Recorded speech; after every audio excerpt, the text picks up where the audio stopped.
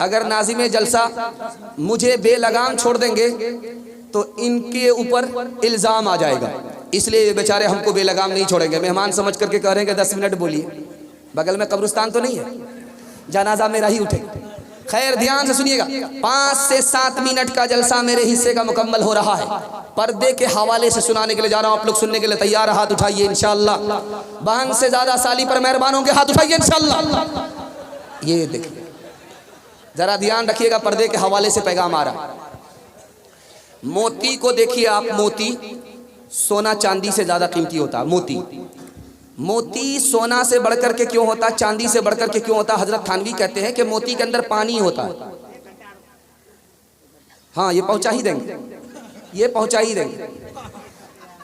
मोती के अंदर पानी होता है, वो पानी है तो वो सोना चांदी से ज्यादा कीमती होता है। मोती के अंदर अगर मोती से मोती का पानी निकल जाए, उसकी कोई कीमत नहीं रहती है, फूटी कौड़ी में कोई नहीं खरीदता। हजरत थानवी ने लिखा, अगर औरत के अंदर शर्मो हया है तो दुनिया की सबसे बड़ी दौलत है। अगर औरत के अंदर से शर्मो हया निकल जाए तो औरत दुनिया की सबसे बड़ी मुसीबत है। मर्द सोना पहन नहीं सकता, औरत सोना पहन सकती है, लेकिन सोना पहनने के बाद भी औरत को अजाब हो रहा है। ये क्या वजह है? सोना तो पहना, निसाब के बराबर है, ज़कात दे नहीं रही है, सोना पहनने के बाद भी अजाब होगा। सोना पहनने से पहले कोना पकड़ करके रखती थी घर में, घर से बाहर निकलती नहीं थी। जैसे ही शौहर ने सोना पहनाया, नुमाइश के लिए सीधे बाहर निकल गई। ऐसी औरत को सोना पहनने के बाद भी अजाब होगा। सोना पहनने से पहले सर झुका करके चलती थी, औरत है। जैसे ही सोना पहनाया, अब सर उठा करके चलती है, जिब्रील को देख रही है, कहीं वही लेकर के तो नहीं आ रहा। इसलिए औरत को सोना पहनने के बाद भी अजाब होगा। ट्रेन में सफर हो रहा, शेखुल इस्लाम रहमतुल्लाह अलैह का, अंग्रेज बोला मुझको मुसलमान मर्द पसंद है, मुसलमान औरत पसंद नहीं। हजरत ने कहा कि मेरी मुसलमान औरत तुमको क्यों पसंद नहीं है? कहा जैसे कफन में मुर्दा लिपटा हुआ होता है, जब औरत बुरके में होती है तो जैसे मुर्दा वैसे ही औरत, इसलिए मुझको मुसलमान औरत पसंद नहीं है। हजरत ने कोई जवाब नहीं दिया, चाकू निकाला, नींबू काटा और उसको गार करके शरबत बनाया। जब पीने लगे तो अंग्रेज से कहा कि मैं तो अपना शरबत पी रहा हूं और नींबू काटने की वजह से आपके जो मुंह में पानी आया वो शरबत आप पी लीजिए। अंग्रेज बोला हजरत आप बिल्कुल सही कह रहे हैं, जब नींबू कटता है तो मुंह में पानी आ जाता है। तो हजरत ने मौके का चौका मारा, कहा ओ अंग्रेज तुम हमारी औरत को पसंद नहीं करते। जो औरत पर्दे से बाहर होती है, आपे से बाहर होती है, सड़क पर होती है, तो आवारा लोग उसको देख करके आवारा लोगों के मुंह में पानी आ जाता है। इसलिए हम अपनी औरत को पर्दे में रखते हैं, पर्दे से बाहर नहीं रखते।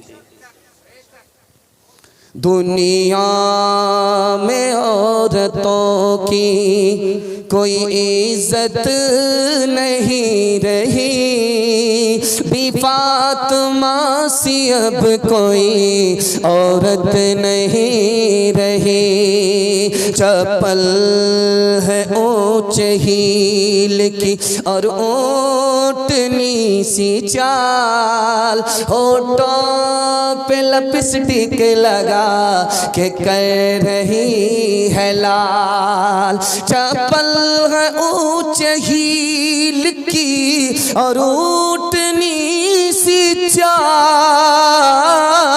होठों पे लिपस्टिक लगा के कर रही है लाल।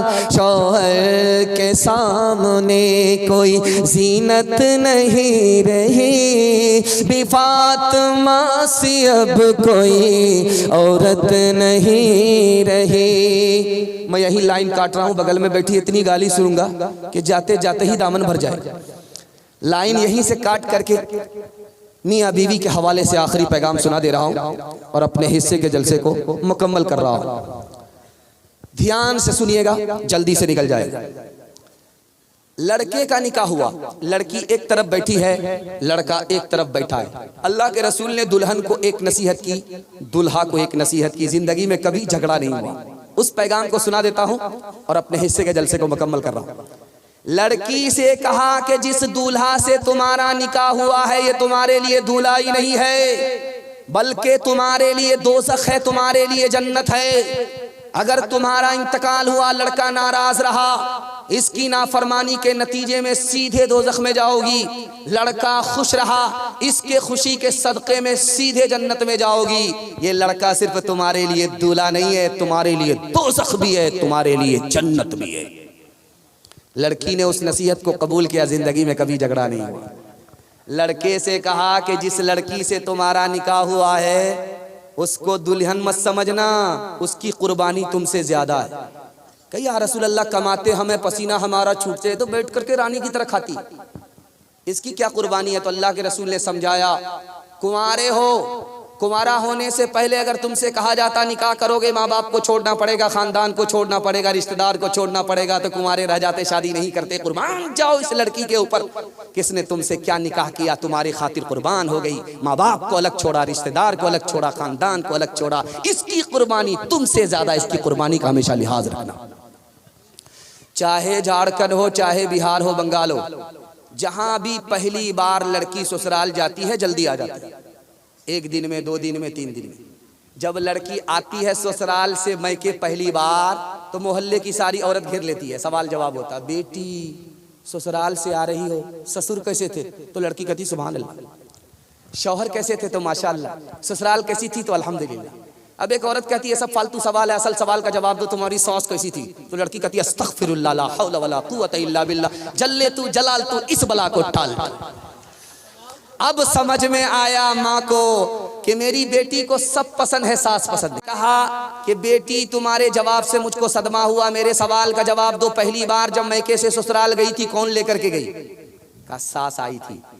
100 लड़की में हमको पसंद किया, 99 को छांटा और मुझको अपने बेटे की बहू बनाई, मैके से ससुराल ले गई। अब माँ ने कहा कि बेटी ये सास का ही एहसान है, इतनी अच्छी ससुराल मिल गई, ये सास का ही एहसान है, इतने अच्छे शौहर और ससुर मिल गए।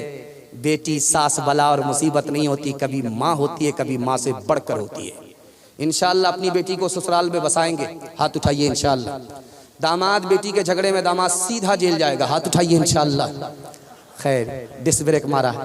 राबिया बसरी सपने दिल में पैदा कर कमाल, हजरत आयशा सिद्दीक़ा की बन जा तू मिसाल, फातिमा ज़हरा की सीरत का ज़रा करना ख़याल, ज़िंदगी में गम भी आए तो ना होना तू निढाल, अपने शौहर की इताअत तुझ पे लाजिम है सदा, हुक्म मौला है यही है, हुक्म मौला है यही है, और कौले मुस्तफा।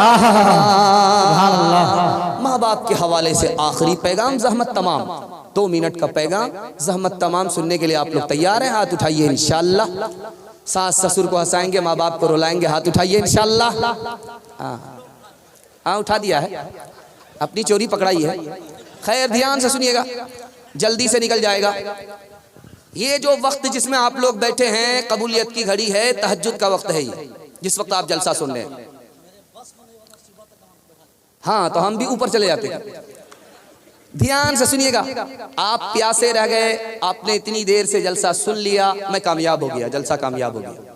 ध्यान से सुनिएगा, जल्दी से निकल जाएगा।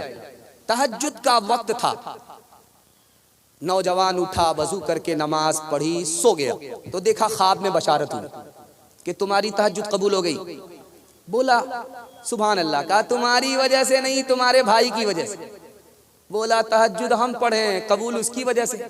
कहा तुम तो मेरी इबादत में रात भर रहे, तुम्हारा भाई तुम्हारी माँ की खिदमत में रात गुजारी, तुम्हारी माँ की खिदमत के सदका है कि तुम्हारी इबादत अल्लाह ने कबूल फरमाई। इतना बड़ा मजमा है, इस मजमे में एक सवाल हो जाए कि कौन लोग जल्दी में माफ करते हैं, तो एक ही जवाब है, माँ बाप जल्दी में माफ करते हैं। बेटे से माँ बाप नाराज है, बात नहीं कर रहे हैं, लेकिन जब खाने का वक्त आता है तो बेटी से कहते हैं बेटी देखो तुम्हारे भाई ने खाना खाया कि नहीं खाया। क्या कलेजा है, नाराज तो है, दिल से नहीं। अब दौड़ा दौड़ा बेटा आया, बाप की दाढ़ी पकड़ा, माँ के पांव पकड़ा, माफी मांगा। माँ भी जल्दी से माफ कर देती है, बाप भी जल्दी से माफ कर देता है। दुनिया में माँ बाप से बढ़ करके औलाद की खता तो जल्दी में कोई माफ नहीं करता। चाइना में जलजला आया, मलबे के नीचे एक औरत दब गई, दूध पीता बच्चा दब गया। 10 दिन के बाद मलबा हटाया गया, बच्चा भी जिंदा निकला, माँ भी जिंदा निकली। पूरी दुनिया का चैनल वाला इंटरव्यू लेने के लिए है। देखिए कि माँ का किरदार कितना बड़ा होता है। उस माँ से पूछा कि तुम्हारा बच्चा जिंदा कैसे रहा? कहा जब तक माँ के पेट में दाना था, पानी था, अपने बच्चे को दूध पिलाती रही। जब पेट का दाना पानी खत्म हो गया, दूध आना बंद हो गया, बच्चा रोने लगा, बहुत के मुंह में चला गया। समझ में आया कि माँ के पास दूध तो नहीं है, खूने जिगर है। उंगली को छीला, 5 उंगली को एक हाथ की, दूसरे हाथ की 5 उंगली को दांत से रगड़ करके छीला और दूध की जगह अपने बच्चे को खूने जिगर पिलाया। मौत के मुंह से माँ ने अपने बच्चे को बाहर निकाला। इसके बाद होश नहीं है, माँ कहाँ है, बच्चा कहाँ है। माँ बाप जिंदा रहेंगे, खिदमत करेंगे। माँ बाप मर गए, दुआएं मग़फ़िरत करेंगे। हाथ उठाइए इंशाअल्लाह। माँ से बढ़ कर, माँ से बढ़ कर, माँ से बढ़ कर कोई नाम क्या होगा। माँ से बढ़ कर, माँ से बढ़ कर कोई नाम क्या होगा। उस नाम का हमसे हक अदा क्या होगा। जिसके कदमों के नीचे जन्नत है, जिसके कदमों के नीचे जन्नत है, उसके सर का मकाम क्या होगा। नारे तकबीर, नारे तकबीर। मुफ्ती सादुल नजीब साहब, अज़मते वालिदैन, अज़मते वालिदैन, माशाअल्लाह। मैं आपका मेहमान हूँ, आप हमारे मेज़बान हैं और मेहमान रसूल के लिए मैं आपसे दरख्वास्त कर रहा हूँ, एक छोटा सा वादा आपसे लूँगा और जहमत तमाम, और आपसे 3 वादा दे करके 3 वादा ले करके मैं रुखसत हो जाऊँगा कि जिस मदरसे का ये जलसा हो रहा है, इस मदरसे का 4 एहसान हमारे ऊपर है। पहला एहसान ये है कि ये मदरसा नहीं होता तो इस्लाम ख़त्म हो जाता, इस्लाम बाकी है तो इस मदरसे का सदका है। दूसरा एहसान मदरसे का ये है, ये मदरसा नहीं होता तो सर पर टोपी नजर नहीं आती, चेहरे पर दाढ़ी नजर नहीं आती, हम जंगली होते, जानवर से बदतर होते। आज इंसान है, मुसलमान है, ये मदरसे का सदका है। और ये मदरसा नहीं होता तो जानते हैं बच्चे को माँ मिलती, बाप नहीं मिलता। निकाह होता है तो बच्चे को माँ भी मिलती, बाप भी मिलता। निकाह नहीं होता, मदरसा नहीं होता, लोग जंगली होते, निकाह ही नहीं करते, बच्चे को माँ मिलती, बाप नहीं मिलता। अगर बाप मिल रहा है तो ये भी मदरसे का सदका है। सबसे बड़ा एहसान इस मदरसे का जानते हैं क्या है? ये मदरसा नहीं होता तो गरीब के बच्चे को फ्री में तालीम नहीं मिलती।